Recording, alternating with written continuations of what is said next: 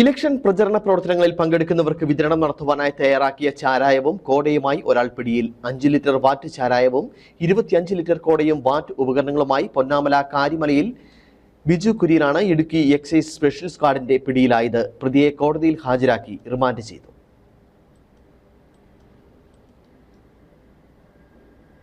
നെടുങ്കണ്ടം ഗ്രാമപഞ്ചായത്തിലെ സ്വതന്ത്ര സ്ഥാനാർത്ഥിയുടെ സജീവ പ്രചാരകനായിരുന്നു പിടിയിലായ ബിജു കുര്യൻ. പകൽ ഇലക്ഷൻ പ്രചരണവും രാത്രിയിൽ വ്യാജവാറ്റുമായിരുന്നു ഇയാളുടെ പണിയെന്നാണ് എക്സൈസ് പറയുന്നത്. ഇടുക്കി എക്സൈസ് സ്പെഷ്യൽ സ്ക്വാഡിന് ലഭിച്ച രഹസ്യ വിവരത്തെ തുടർന്ന് നടത്തിയ പരിശോധനയിലാണ് പ്രതി പിടിയിലായത്. ഇയാളുടെ പേരിലുള്ള ആൾതാമസമില്ലാത്ത വീട്ടിനുള്ളിലാണ് എല്ലാ ദിവസവും ചാരായം വാറ്റിയിരുന്നത്.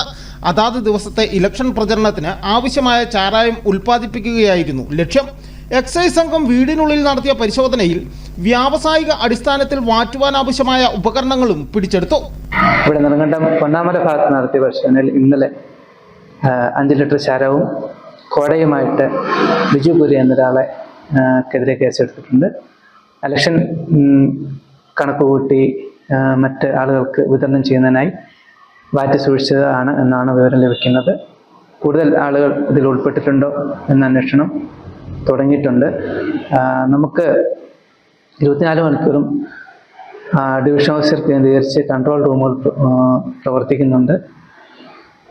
വിവരങ്ങൾ അതിലേക്ക് കൈമാറാവുന്നതാണ്. കൂടാതെ താലൂക്ക് അടിസ്ഥാനത്തിൽ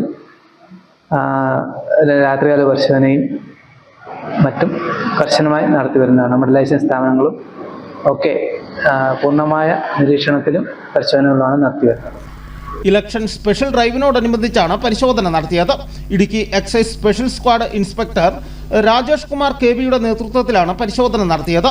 സംഭവത്തിൽ കൂടുതൽ ആളുകൾ ഉൾപ്പെട്ടിട്ടുണ്ടോ എന്ന് എക്സൈസ് സംഘം പരിശോധിച്ചു വരികയാണ്.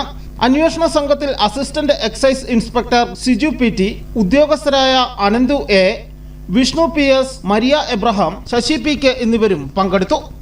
News bureau, Udumbanchola.